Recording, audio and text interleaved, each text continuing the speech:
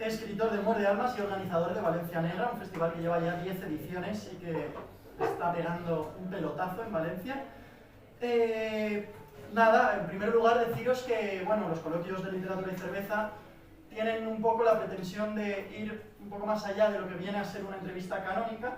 Es decir, evidentemente vamos a hablar de este libro, vamos a dejar que el autor lo presente y vamos a hacer muchas preguntas al respecto, pero también me interesa hablar sobre sus referentes literarios, sobre su experiencia en el sector editorial, que es un sector que es súper precario, y en general de otras cuestiones más literarias que creo que pueden ser muy interesantes. Entonces, pues nada, estamos patrocinados por Cerveza Tiris, si no tenéis... Es broma, que no nos patrocina nadie, pero si queréis cerveza tenéis ahí en la nevera, luego partís por caja ya y habláis con Mamen. En primer lugar voy a leer una biografía de Santiago, que la verdad es que esta está muy bien, no he buscado yo otra. Santiago Álvarez es escritor y gestor cultural, ha publicado 2 novelas, La ciudad de la memoria y El jardín de cartón. Desde su fundación en 2013 es director de contenidos del Festival Valencia Negra. Además dirige Charla Negra y Torrent Histórica, entre otras iniciativas culturales. Ha escrito, protagonizado y dirigido musicales y obras dramáticas y ha grabado discos con diversas formaciones, entre la que destaca el grupo Innerlands, donde toca el bajo. Colabora habitualmente en programas radiofónicos valencianos, imparte charlas y talleres sobre temas históricos y literarios, dirige varios clubes de lectura y hace rutas guiadas. Y también llevo pizzas a casa, por si alguien no está interesado. Me llama y ya está. Te da tiempo a todo. En primer lugar, Santiago, me gustaría que les contaras a todas estas personas que han venido a verte, así a grandes rasgos, qué es lo que cuentas en este libro, Muerde Almas. Bueno, pues lo primero, muchas gracias por estar aquí. Es un placer juntarnos en una librería y el plan de literatura más cerveza yo creo que funciona siempre, ¿no? Eso está guay. Entonces, bueno, ¿qué es Muerde Almas? Bueno, pues Muerde Almas es una novela.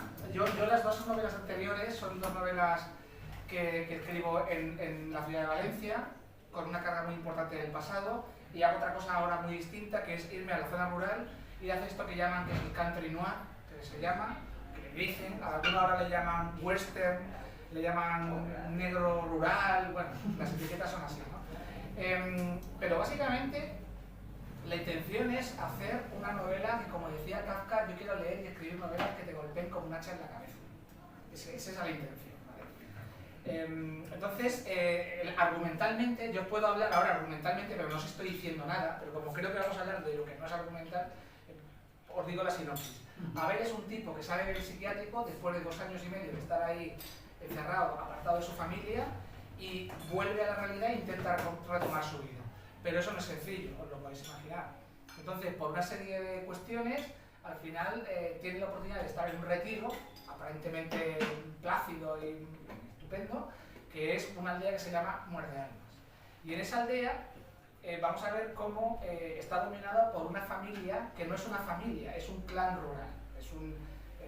Es una familia que tiene sus propias normas, que tiene su propia jerarquía, tiene su propio territorio y que no son como las familias que vosotros conocéis en los pueblos normales, por decirlo así.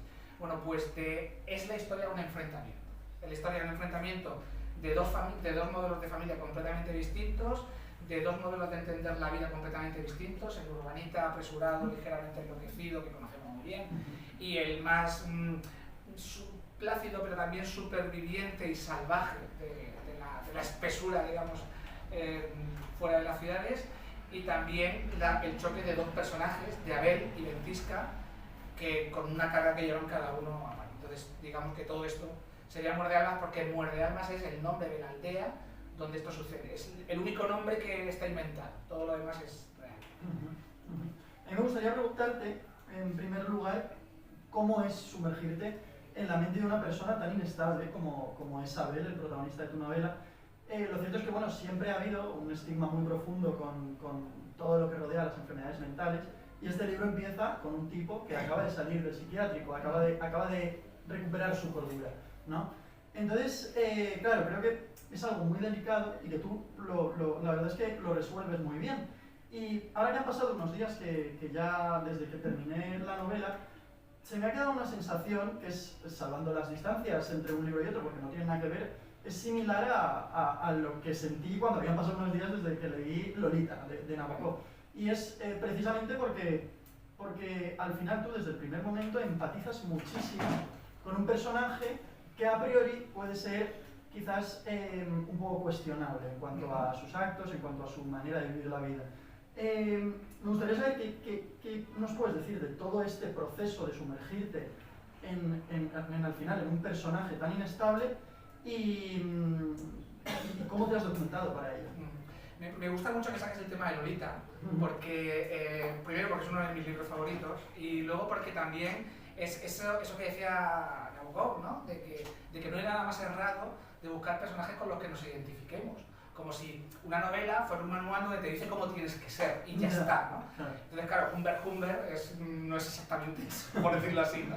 Y Abel tampoco es eso, ¿no? Abel tampoco es un tío con el que tú tengas que ser tu ejemplo ni nada, pero lo que sí que decía Nabokov, y sí que también creo que es obligación del escritor, es que tú tienes que tener empatía con el personaje. Es decir, tienes que entenderlo, tienes que entender por qué hace lo que hace, por qué no es como tú, por qué ve otras cosas, por qué hace lo que tú no harías, seguirle, ¿no? Si hay una desconexión entre ese personaje y el lector, entonces cuando aparece el vacío y ya no funciona la historia, ¿no? Claro. Bueno, he intentado eso.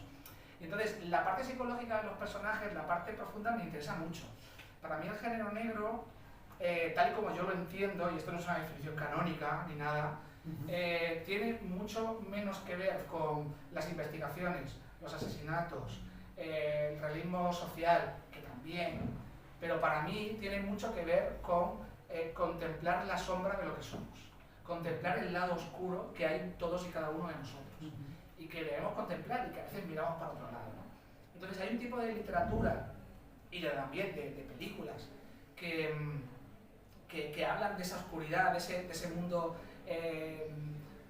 pues digamos perverso, digamos, que tenemos dentro y que lo mira de una manera muy interesante. Y estoy hablando de American Psycho, de Sister Willis y todo lo que ha escrito Chuck Palahniuk, que no sé, que me fascina y me interesa mucho, ¿no? Entonces no digo que esto sea exactamente eso, pero sí que hay una preocupación por ver esa oscuridad, ¿no? Claro. Y la novela, en tanto en cuanto género negro, nace de esa mirada a la oscuridad. Y la ventaja es que me di cuenta, documentándome, que sabemos muy poco de ciertas patologías de la mente. Es decir, sabemos que, por ejemplo, mucho de farmacología, de pastillología. Es decir, si fulano tiene tal, se toma estas pastillas y está controlado. Eso lo sabemos mucho, hay un montón de estudios. Sabemos mucho de estudios estadísticos.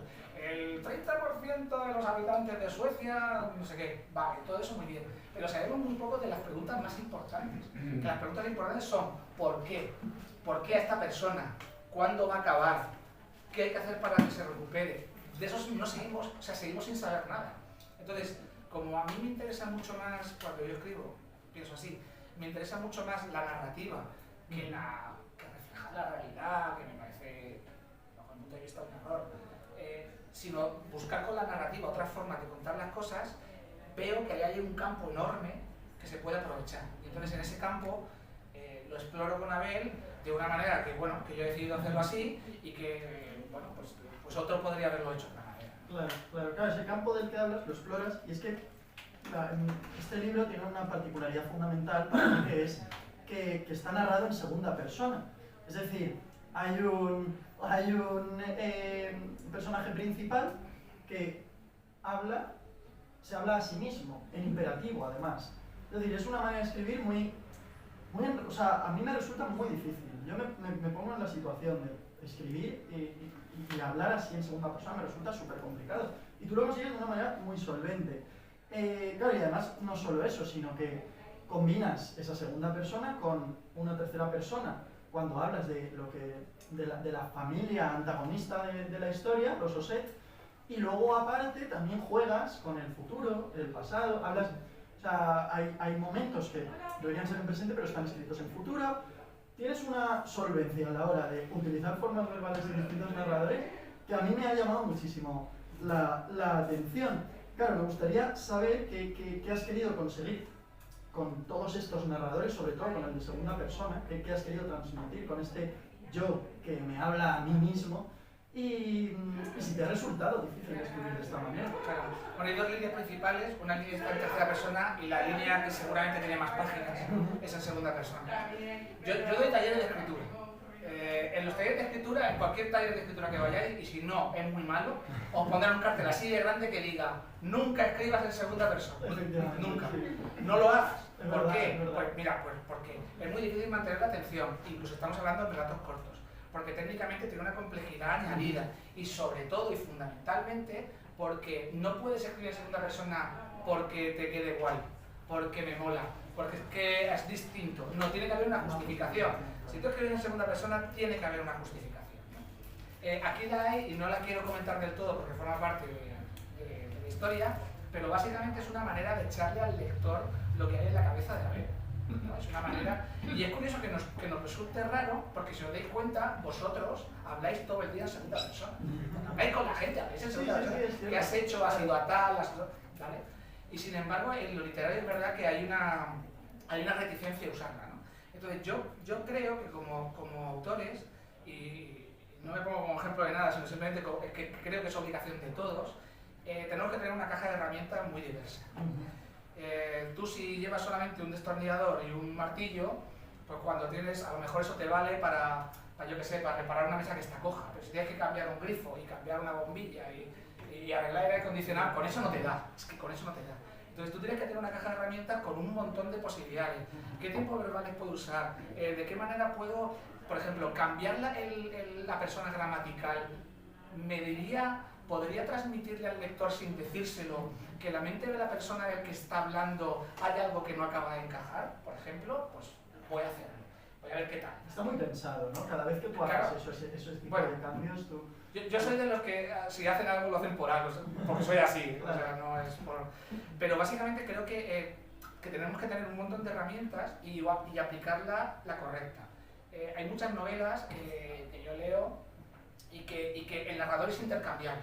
O sea, el narrador que escribió el thriller de no sé qué, no sé cuánto, podría haber sido el mismo que escribió la novela histórica de no sé qué, cuánto, porque es exactamente igual, no tiene personalidad, no dice nada, es agua, ¿no? Y yo creo que hay que buscar la voz. Cuando cuentas una historia hay que buscar la voz para contar esa historia, para contarla tú, porque todas las historias están contadas. Seguramente hay películas y libros y tal, no lo he investigado mucho, de un tío que sale psiquiátrico, se va a un sitio y le pasa algo chulo, ¿vale? Esto dirá, pues mira Santi, no te has enterado, pero a lo mejor nadie lo contaba así. Entonces, porque yo no lo había contado antes, entonces me he esmerado en intentar contarlo de una manera propia. Entonces creo que esa es obligación del autor. Muy bien. Claro, la ansiedad en Muerde Almas es una constante total. Creo que lo define muy bien Rosa Montero, la autora, cuando dice que Muerde Almas es un libro que no vas a leer, sino que te vas a caer dentro de él. Hay unas líneas que me gustaría leer, son 4 o 5 líneas, y no voy a hacer spoiler, no os preocupéis, que muestran ese frenesí que caracteriza a Santiago. Dice: una rabia comenzó a emerger desde tu estómago, trepando con rapidez a través de los músculos, sacudiendo tus hombros, agitando tu cabeza, una fuerza que te hacía temblar brazos y piernas, que subía hasta estallar en tus dedos. Claro, el libro es todo el rato así. O sea, a mí me gustaría preguntarte... Deserción, pero se van todos, no quiero pasar por esto. Yo quiero preguntarte, ¿te lo pasas tan bien escribiendo como parece cuando te leen? No, además hay una cosa muy curiosa porque me dice mucha gente que lo ha pasado muy mal. Sí. Lo ha pasado mal, pero dice, pero no podía dejar. O sea, que no es lo paso mal y me voy, sino lo paso mal y me quedo. Y incluso algunos me han dicho, bueno, y tú, claro, para escribir esto, tú tampoco estás... y no, o sea, de verdad hay una separación absoluta, porque yo una vez que encuentro que sé lo que quiero contarlo, cómo lo quiero contar y por dónde voy, simplemente me esfuerzo, soy como un operario, o sea, lo que he dicho antes, en que los tornillos estén bien apretados, en que el manguito no se suelte, en que la brida esté bien puesta, o sea, solo me preocupo de eso, ¿no? Claro. Entonces, sí que disfruto eso, pero no es exactamente lo que se disfruta leyendo, ¿vale? Entonces no lo digo en plan de jajaja, se van a acabar, no hago eso, no siento eso en absoluto, no digo les estoy haciendo pasar mal, veis, encima sabéis comprar el libro, que no hay nada de eso, hay simplemente una intención de hacer que la historia, que tiene unas premisas, unos ingredientes y tal, llegue a donde yo quiero que llegue. Y bueno, ya a partir de ahí, evidentemente, pues el lector ya hace con eso lo que quiera. Curioso, qué curioso. Claro, hay algo que si hay algo que tiene tu historia es la contundencia en la manera de escribir. Tu voz, cuando lo leéis os daréis cuenta, en muchas ocasiones raya lo tétrico, es súper macabra. Y creo que es algo que es muy importante cuando escribes un thriller en la actualidad. Hay frases en tu novela que aunque probablemente en una lectura así inicial, de pasada, puedan pasar desapercibidas, yo creo que representan muy bien también tu manera de escribir. Una de ellas en cuestión, que me llamó mucho la atención y me la apunté, que no tiene nada no hay ninguna acción ni nada, pero la propia frase a mí me pareció muy pobre, no sé, me gustó mucho. Dice: la noche se convierte en una mancha de tinta que brota del asfalto quebrado. Claro, este tipo de sentencias transmiten una sensación súper siniestra y lúgubre. En este sentido, ¿qué nos puedes contar de tu manera de escribir, bueno, Santiago? Fundamentalmente que hay una preocupación por el lenguaje. O sea, porque yo creo que el lenguaje lo es todo. Es decir, yo escribo, yo no pinto, yo no grabo, yo me dedico a esto. Entonces, con las palabras tengo que generar en el lector una serie de sensaciones. Y por eso no tengo que escribir pensando en que si esto es una serie, no sé qué, o que es un pasapáginas o lo que sea, sino que tengo que buscar de qué manera se puede contar esto con la literatura que no se puede contar de otra manera. ¿Vale? Y entonces, bueno, pues evidentemente hay un montón de trabajo, esto es básicamente trabajo. Quiere decir que todo eso no sale por casualidad.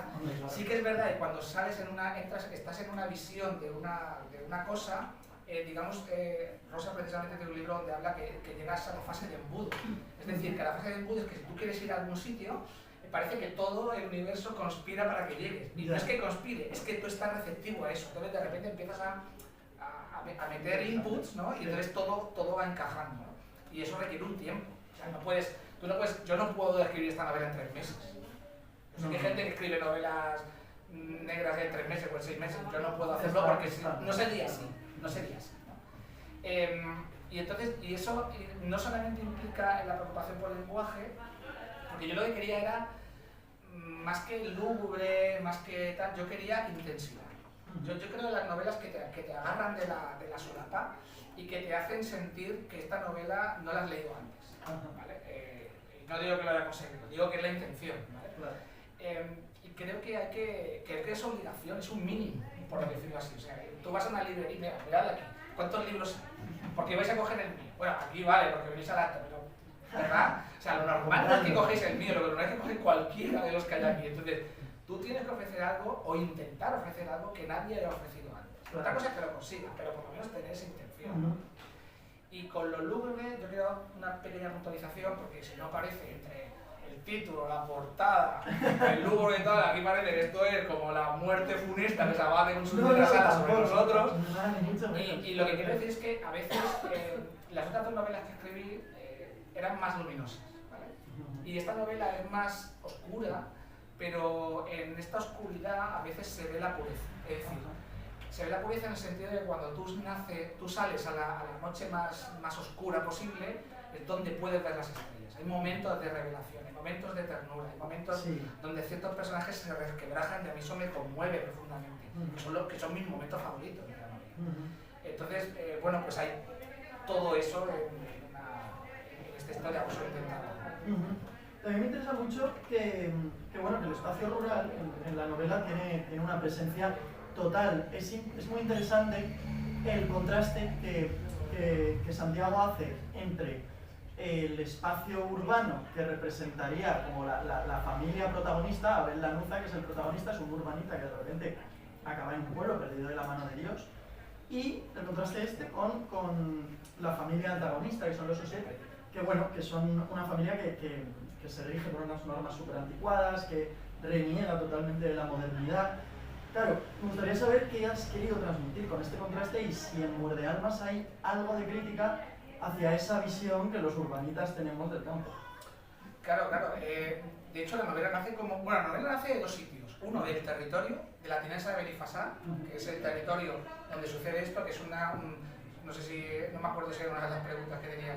La tinenza de Benifasá es un territorio que hay en el límite de Castellón y Tarragona, la carretera de Vinaroz a Morella, ¿vale? Pues a mitad, justo al norte, hay un sitio que es como un castillo rodeado de murallas que no entras si no quieres entrar, porque está como apartado de todo, ¿no? Es un lugar donde cuando tú vas, tienes la sensación de volver a los años 80, aquí hay algunos no se acuerdan de eso, algunos sí, cuando las carreteras, o sea, tú ves las carreteras que estaban igual que hace 40 años, una pasada.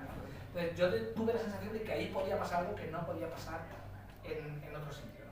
Y ese enfrentamiento era uno de los temas que yo quería claramente poner sobre la mesa. Y de hecho, por ejemplo, el penúltimo capítulo, esto no es spoiler, si lo compráis y lo leéis lo entenderéis, el penúltimo capítulo, este que está narrado en futuro, sí. es una declaración de principios, de cómo usamos el medio rural, de cómo los urbanistas nos creemos que porque nos creemos más avanzados que el resto, nos creemos mejores que los demás y pensamos que todos los que no se comportan con nuestras normas deberían, ¿no? Totalmente.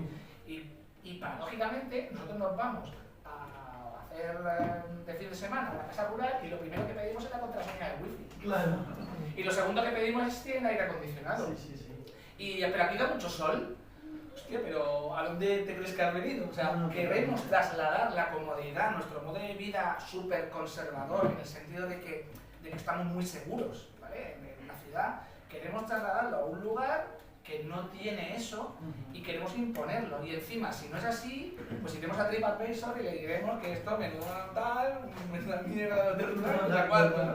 Y es algo que tenemos que pensar, porque a veces nos servimos de estos lugares, en lugar de pensar que estos lugares tienen su propia manera y que ciertas personas que viven en un pueblo de 20 habitantes, por ejemplo, que no se saluden ni que se den los buenos días, no es una señal de mala educación, es que no hay necesidad de eso. No sé, están allí para lo que necesiten, lo saben, pero nosotros tenemos un montón de normas, porque si vivimos en esta ciudad 800.000 habitantes y en el área metropolitana 1,5 millones de personas, como no tuviéramos todas las normas de convivencia y de educación, etcétera, que tuviéramos, estaríamos matándonos todo el tiempo. Total, sí, es que a mí me quitas el asfalto y me desgracias. Mi amigo José, que de vez en cuando nos lleva a su monte, que tiene un monte en Yatoba, y hay una casita, yo flipo con cómo tienen montado todo, la verdad. En una entrevista a Santiago, tú decías que para ti en gran medida escribir es corregir. Que muchas veces el resultado final de lo que son tus novelas ya publicadas no tiene nada que ver con lo que escribiste en un principio. ¿De qué forma te ha ocurrido todo esto con Muro de Almas? No, con todo lo que he escrito es así, independientemente de lo que es. Hay un problema, ¿vale? Cuando tú acabas una novela como esta, claro, cuando tú acabas, yo soy de muy corregir, ¿vale? Corrijo 1000 veces, y luego con la editorial otras 1000 veces y tal. Entonces, claro, te llega un momento que el texto te lo sabes, todas esas frases que decimos y tal te las sabes. Y ahora, por ejemplo, te escribo otra cosa y al escribirlo, pues no me está saliendo esa calidad de prosa, que no me sale. Porque olvido que la primera versión que hice, lo que Hemingway llamaba el primer borrador de mierda, no está a la altura, y no pasa nada. Y luego John Garner, que es para mí el mejor profesor de creación literaria que ha habido, decía que tú, cuando revisas lo que has escrito, lo haces para descubrir qué es lo que querías decir en el primer intento. Es decir, esto es como una labor de iteración. Tú tienes que poner algo sobre la mesa y entonces cuando reflexionas sobre eso se abren nuevas puertas, nuevas microdecisiones y eso es corregir, no es poner comas y quitar comas, que también, ¿no? Entonces vas descubriendo, ostras, entonces, claro, cuando se han dicho esta frase y se la dice de esta otra manera ya significa otra cosa. Entonces, claro, el corregir te hace realmente que el texto sea el texto. O sea, corregir no es... Yo conozco escritores que escriben el tirón lo que tal y dicen, bueno, corregir que lo corrija la editorial, pero bajo mi punto de vista, escribir es corregir. ¿Vale? Entonces, así es donde descubres todas esas cuestiones que yo creo que tienes que tener una novela, ¿no? ¿Cuántas vueltas estimas que le habrás dado a la novela? No sé, es que es muy difícil. Es muy difícil decirlo porque yo te digo, ahora imagínate 7. Pero 7, pero a lo mejor en un capítulo a lo mejor he estado un día y le he dado una vuelta y al tal otra vuelta. Da igual, esto no se trata de establecer récords, sino hay un momento en el que tú tienes la sensación de que tú no puedes hacer más. O sea, no puedes hacer más. Y ese momento, una de dos, o viene alguien con unos ojos nuevos y te dice, oye, yo pienso que no sé qué, o vas al editorial, claro, o vas al editorial como me ha pasado, yo lo tenía súper bien corregido, fui al editorial y le dimos 4 pasadas más que yo no imaginaba que podíamos darle. Pero fueron otros ojos. Hasta que llega un momento que yo creo que es el punto, ¿no? Y yo creo que con esto sí que puedo decir que lo he hecho, o que nos guste, que es que yo no lo puedo hacer mejor. O sea, hay una... Hace poco leí algo así como que, bueno, tienes que intentar hacerlo lo mejor posible. No tienes, hazlo o no lo hagas, ¿no? Que decía Yoda, ¿no? O pones el 100% de lo que eres y te jodes si no lo has hecho mejor, porque eso es lo que hay. O si te vas con la sensación de que, bueno, sí, es que si hubiera tenido 2 meses más, no, para eso no publicas un libro, ¿no? Eso no puede ser. Claro. Dejemos a un lado por un momento al Santiago escritor y que venga, se siente en la mesa el Santiago lector. Cuéntame cuáles son tus lecturas de referencia, tanto en tu infancia como en tu adolescencia, como en tu etapa adulta, como en la actualidad reciente. Hazme así un... Bueno, o sea, va a variar mucho. Y yo no soy lector, yo no me considero ni lector ni escritor de género negro, me considero escritor y lector, simplemente. Y te puedo decir que claramente el primer libro que marca mi vida y que me leo 10 veces es El Señor de los Anillos, muy alejado de todo esto, ¿no? Y luego, pues, en el género negro me interesa la literatura, por ejemplo, de Jim Thompson, de Patricia Highsmith, es decir, lo que tiene que ver con esa psicología metida en las tramas de misterio, de suspense. Y últimamente estoy descubriendo mucha literatura con voces femeninas, con voces que antes no se... porque yo creo que ahora se edita mejor. Se editan mejor las mujeres, quiero decir. O hay una oferta mejor, hay una selección mejor, y estoy viendo una sensibilidad en lenguaje poético y que va más allá de la mera descripción. Flaubert decía, el escritor que solamente puede decir que una pala es una pala, merece empuñarla. ¿No? Pues eso, hay que decirlo de otra manera. Bueno, pues esas historias son las que me han, así a grandes rasgos, y luego los grandes clásicos, o sea, Crimen y Castigo y Madame Bovary son claramente 2 de mis 5 libros favoritos, claramente. Claro. Sí, yo con respecto a lo que decías de que has leído más mujeres últimamente en los últimos años, yo creo que todos hemos hecho ese ejercicio en los últimos años de decir, hostia, es que a mí me pasó que un día me pongo a contar los libros que yo tengo en casa y claro, la librería que tienen mis padres en el salón, no sé, igual hay 200 libros. Pues igual había 5 o 6, menos de 10 ejemplares escritos por mujeres. Y ahí es cuando yo dije, habrá que leer mujeres, ¿no? Porque me estoy perdiendo aquí una visión, o sea, me estoy perdiendo una mitad de lo que puede ser la literatura que no he descubierto. Es muy interesante hacer ese ejercicio, la verdad.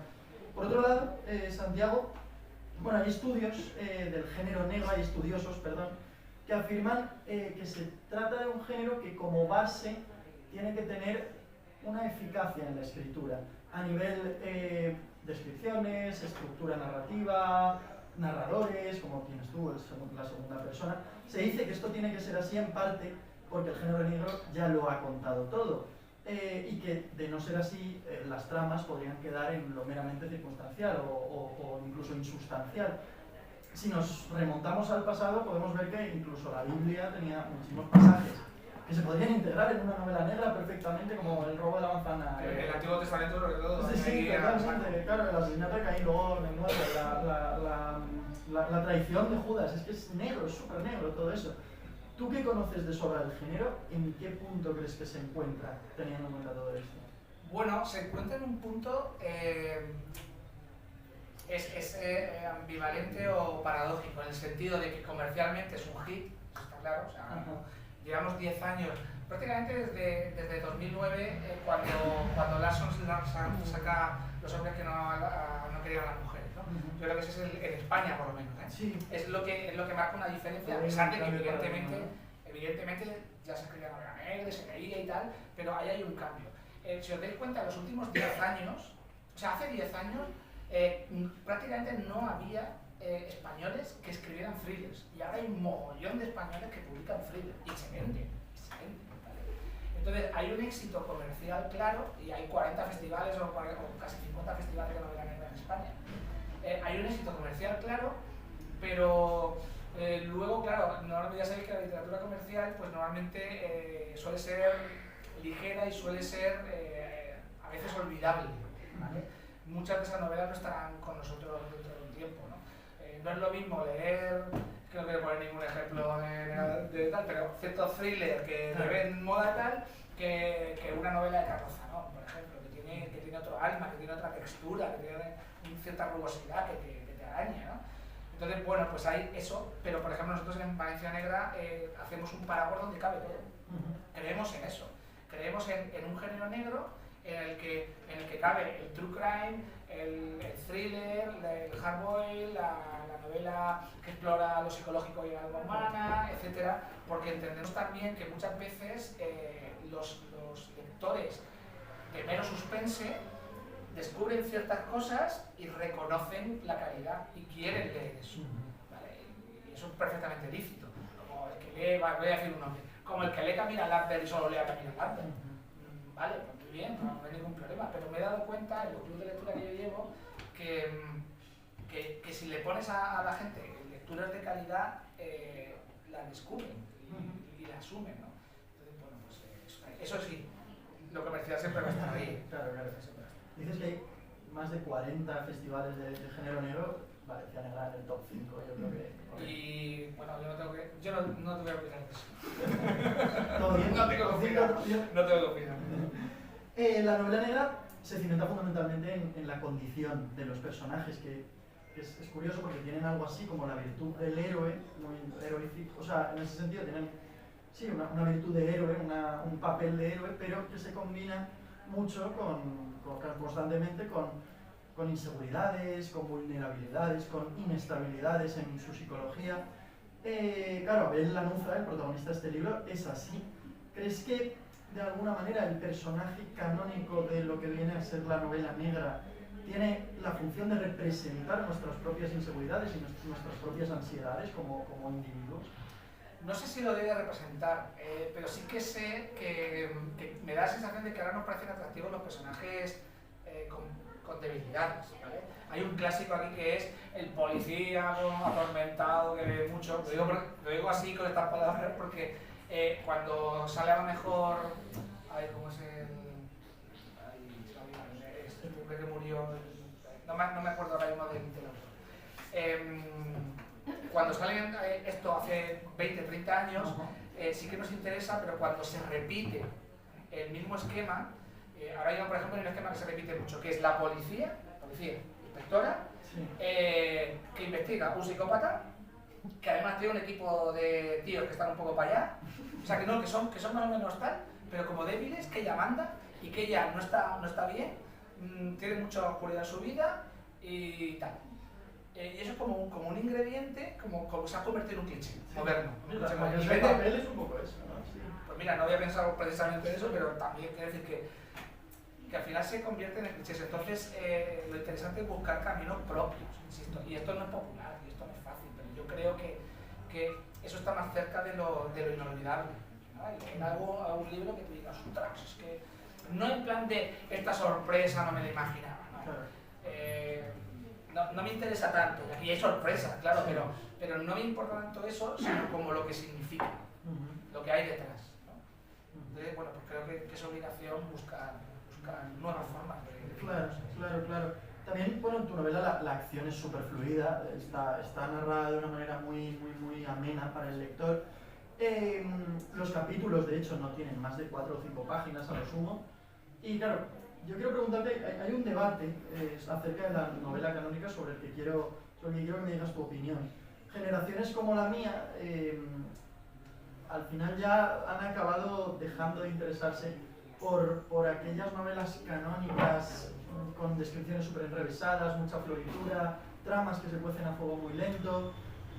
Rafa La Huerta, el escritor de Noruega, decía al respecto de esto, decía que este tipo de escritura ha quedado arrasada por la modernidad.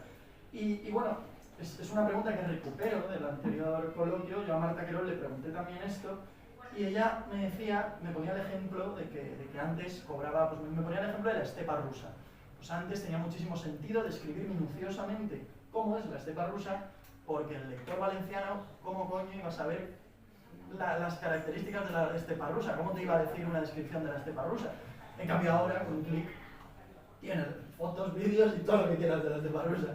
Entonces, claro, decía ella que ahora es un poco absurdo seguir con este canon. Claro, parece que al final antes importaba más cómo se contaba una historia y ahora importa más lo que se está contando, lo cual también es peligroso porque caemos en más comercialidad y tal.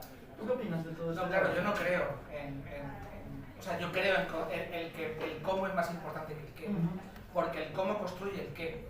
Es decir, si yo te escribo, no sé, lo que hace un personaje de una manera especial, aunque la sinopsis de la escena fuera... Mira, hay una escena, por ejemplo, lo voy a decir, que no... porque nada, es que la sinopsis de la escena podría ser: Ventisca se mira en un espejo. Sí. Pues no pasa gran cosa, ¿vale? Pero claro, si yo si saco ahí argumentos, si saco ciertas cuestiones que quiero plantear y tal, construyo con la literatura, con las palabras, ciertas cosas que no podía construir de otra manera. Y espero, o por lo menos la intención es que al lector eso le afecte, que no le dé igual, ¿vale?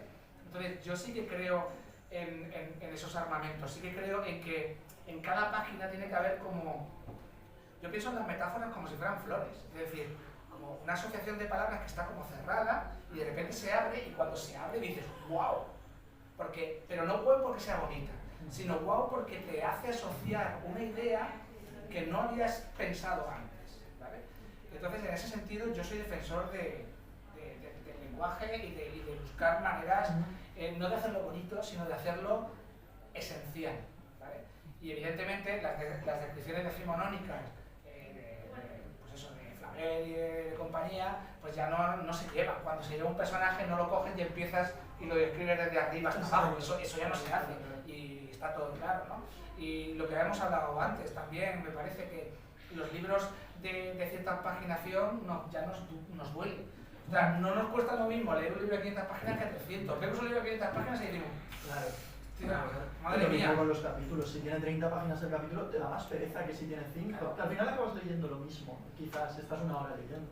Pero si tienen 5 páginas, tienes como más, ¿sabes? Borges, que era cuentista, ya lo decía, van a vanidar el escribir cuentos, o sea, escribir libros de 500 páginas, como diciendo, ¿por qué? No hay necesidad, lo puedes escribir en menos, ¿no? Sí. Entonces, eso también tiene que ver con el ritmo de los capítulos, con la concreción y con que cada cosa que digas sea relevante. O sea, yo creo que, en una novela hay muchos errores, no hay novela perfecta, esta novela está llena de errores, como todas, pero lo que no puede haber es una intención de meter relleno. Yo no puedo meter relleno. Economía del lenguaje. Claro. Esta es tu tercera novela, has publicado 2 más con la editorial Almuzara. Claro, ya podemos decir que tienes una trayectoria bastante consolidada en el lector, y además es que ahora es pegar pelotazo porque esto es Anaya, esto es una de las grandes editoriales en España. Y claro, esto supongo que a ti como escritor te habrá motivado muchísimo, y más en un sector tan precario y en el que acceder a las grandes editoriales es tan sumamente complicado. En este sentido, Santiago, ¿cómo ves el sector editorial en general y cómo te ves a ti dentro de él? Esto ya le va a aburrir mi respuesta. A ver, es muy complicado y realmente a veces dices es muy difícil, y luego por otro lado ves ciertos libros publicados en ciertas editoriales y digo, no tengo ni idea de cómo llegó está aquí, porque digo, es que no vale el libro nada, es que no vale nada, y sin embargo está ahí, y además a lo mejor hasta incluso vende. Sí. Bueno, entonces no lo juzgas. Yo te lo he comentado antes, yo tengo una máxima que es intentar no pensar en esto, porque el éxito es una cosa y la calidad de tu trabajo es otra, y siguiendo las máximas estoicas te tienes que preocupar de lo que puedes controlar. Entonces yo solo puedo controlar mi libro, hacer mi libro lo mejor posible, y eso es lo que me voy a centrar. Si me empiezo a pensar si os gusta el libro, si el libro se vende, si el libro nos sale tal editorial, si no sé cuánto, estoy perdido. Me convierto en un esclavo de no sé qué, no en alguien que escribe, ¿no? Entonces por eso te decía que creo que la mejor manera de llevar el tema de bueno, pues esto está siendo un éxito, no está siendo un éxito, la mejor manera es escribir una cosa.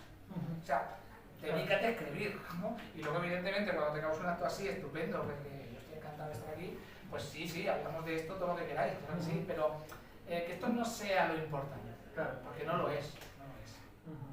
Hay una pregunta también que te quiero hacer que también recupero del anterior coloquio y creo que la haré en todos los coloquios que celebremos. A todos los escritores se les ha preguntado en algún momento la razón por la que escriben. Elvira Lindo respondía a esta pregunta que cuando no escribe se siente una inútil y que jamás podría dejarlo. Javier Marías dijo que escribe novelas porque lo imaginario tiene la facultad de enseñarnos lo que no conocemos. Eduardo Mendoza simplemente decía, sinceramente no lo sé, no es una respuesta bonita, pero es la que más se aproxima a la verdad. ¿Por qué escribes tú, Santiago? Pues lo que dice Mendoza tiene mucho sentido, quiere decir, ahora podríamos hacer aquí una respuesta súper poética, súper interesante y tal, pero yo creo que en el fondo es mucho más sencillo. Es decir, los escritores somos primero lectores. Entonces, igual que los cantantes, primero han escuchado, yo qué sé, los Rolling escucharon a Chuck Berry y entonces dijeron, yo quiero ser Chuck Berry, primero lo copiaron y luego hicieron su propia música, pues de igual manera yo creo que los escritores hemos leído ciertas novelas que nos han interesado, hemos querido hacer lo mismo que esta gente y espero que todos hemos conseguido ser nosotros.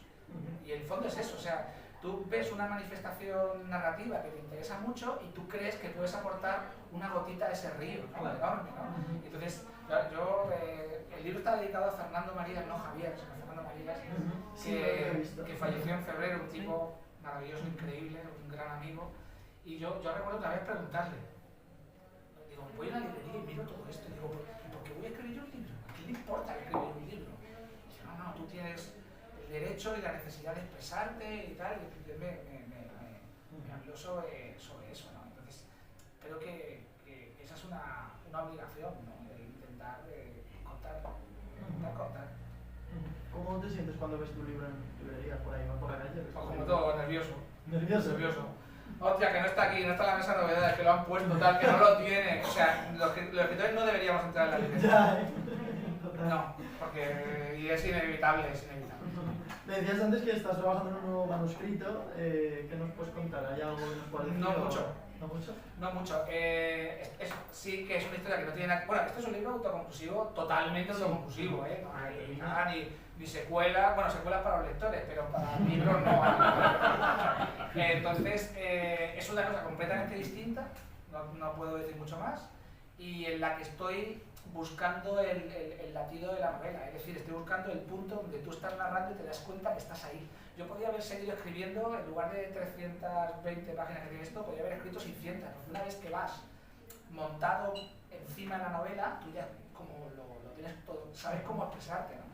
Entonces yo estoy en el punto en el que tengo las tramas, los personajes, sé cómo empieza, sé cómo acaba, tengo 200 páginas manuscritas en una libreta, pero estoy buscando la voz. Es lo que esta novela tiene y la que estoy escribiendo todavía. Vale. Muy bien. Pues nada, iremos viendo cómo avanza la cosa. Por último, los coloquios de literatura y cerveza tienen una última parte dedicada a un cuestionario de preguntas rápidas que vamos a hacerte. ¿Qué libro estás leyendo ahora? Pues me han pillado porque he acabado Mamut de... ¿Cómo se llama esta mujer? No sé cuál es ese libro. Mamut es... la de Boulder y Bernagel. ¿Cómo se llama esta mujer? Bueno, Mamut. Eva Baltasar, que lo he acabado hoy y entonces me toca empezar un nuevo libro y creo que he cogido, y he cogido Estupores, ¿cómo era? Temblores, Estupores de Beatriz Turón. No lo sé tampoco. Bueno, no estoy puesto en bueno, nada de novela negra, nada de novela negra. Vale. Es que no he empezado todavía, lo tengo en la mochila, pero no he empezado a leer. La quimera de los vencidos de un chaval que se llama Luis Urios está bastante muy bien. ¿Qué libro recomendarías a todo el mundo independientemente de que lea mucho o poco? Pues uno de los últimos libros, bueno, os recomiendo el libro porque claro, las novelas finalistas de Valencia Negra son libros que elegimos porque yo soy muchas veces culpable de los libros que se eligen ahí, entonces son libros que a mí me han fascinado. Pues hay dos libros que me han gustado mucho, que son Los Alcatraces de Anne Herbert, de Impedimenta, una novela lírica con una prosa poética pero brutal y al mismo tiempo terrible. Y el último libro de Joyce Carol Oates, que es el legado de McGonagall, el hijo superviviente, que es un homenaje a la literatura gótica, esta que te hace ponerte todos los pelos de punta, que es, me parece espectacular. Muy bien. ¿Dónde disfrutas más escribiendo y por qué? Pues yo antes era solo de escribir en mi casa. Yo en mi casa además tengo que por alguna gilipollez mía, porque soy así de fetichista, tengo una mesa que tiene más de 120 años de antigüedad y ya me siento poderoso por eso, y luego escribo en un MacBook Pro, ¿sabes? Que es una gilipollez. Pero bueno, me siento bien con mi mesa y además la pongo contra la pared y bajo la persiana. O sea, es como que yo tengo que estar ahí. Escribes en la oscuridad. Eso de los escritores... Bueno, me pongo luces, pero eso de los escritores que dicen, no, yo vivo en las afueras de Hertfordshire, y entonces salto a un campo y veo el Golden Retriever ahí por el césped y tal, yo eso no entiendo. Yo tengo que estar en un sitio en el que, ¿no? Claro, hay una cosa que dice Stephen King, que es cerrar la puerta. Cerrar la puerta es cerrar la puerta o hacer algo que te aísle de lo demás, que básicamente eso. Y Stephen King lo que hace es que, si lo sabéis, escribe con heavy metal a máximo volumen. ¿Vale? Y eso para él es cerrar la puerta. Eso para él es cerrar la puerta. Entonces, yo antes necesitaba eso, no lo del heavy metal, sino pues, cerrarme, y ahora he descubierto que puedo, por ejemplo, en una cafetería alternocopia, que una cafetería puedo aislarme. O sea, pero básicamente es encontrar un sitio donde tú puedas olvidar que hay nada más aparte de tú y lo que estás escribiendo. Claro. Esa es la idea.